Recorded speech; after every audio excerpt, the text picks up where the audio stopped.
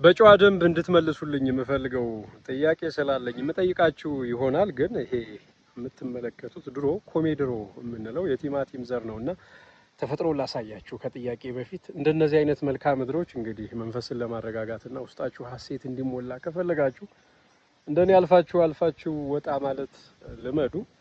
ወደ ጥያቄ ስመለስ ቲማቲም በውስጡ እንግዲህ ለሰውነታችን ጠቃሚ የሆነ ፎስፈረስ የምንለውን ንጥረ ነገር ይዟል። ያ ማለት ግን አሁን ያለው ገበያ ላይ ያለው ቲማቲም ሳይሆን ይሄ ኮሜድሮ የምንለውና በሚገርም ሁኔታ ሳይዛቸው አንሶ ነው ያገኘዋቸው። ድሮ በየቤታችን በየጓሮ እንዲሁ በወፍ ዘራሽ የሚበቅሉ የነበሩ ናቸው።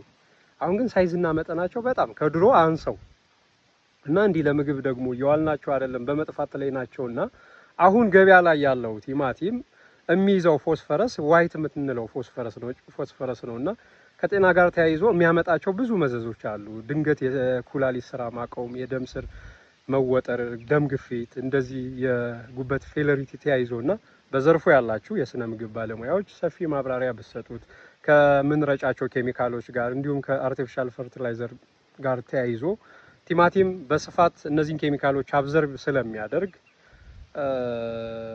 ተሎ ፍሬያማነቱን ለመጨመር ተብሎ የምናደርጋቸው ሁኔታዎች ከጤናችን ጋር ተያይዞ የሚያመጣውን ጉዳት እንድትዘረዝሩልን ጥቅሙንም አያይዛችሁ። ሌላው ፕሪናታል እንግዲህ ለሰው ልጅ ጠቃሚ ነው። በውስጡ በጣም በተለይ ለሚወለዱ ልጆች የሚይዘው ቫይታሚን እና አይረን ጠቃሚ ነው። ግን ያለ ዘረመል ምርመራ አንድ እናት ያለ ጂን ቴስት ፕሪናታል ስትወስድ ፕሪናታል ፎሊክ አሲድ ነው። ወደ ፎሌትነት ማይቀየር ከሆነ ከነርቭ ጋር ተያይዞ ከአካል እድገት ጋር ተያይዞ የተለያዩ በርካታ ችግሮችን ይዞ ስለሚመጣ ከኦቲዝም ጋር በተያያዘ ፕሪናታል የሚያመጣውን ከሚሰጠው ጥቅም ባሻገር ግን ጉዳቱን በሰፊ ማብራሪያ የኛ ሀገር እንግዲህ ያለው የጤና ዘርፍ ደግሞ ስንቶች ሴቶች ናቸው የዘረመል ምርመራ ተደርጎላቸው ፕሪናታል እንዲወስዱ የሚደረጉና ይቀይራል ወይ ፎሊክ አሲድን ወደ ፎሌትነት የመቀየር ኃይል ያላቸው እናቶች እየተለዩ ነው የሚሰጣቸው? ይሄንን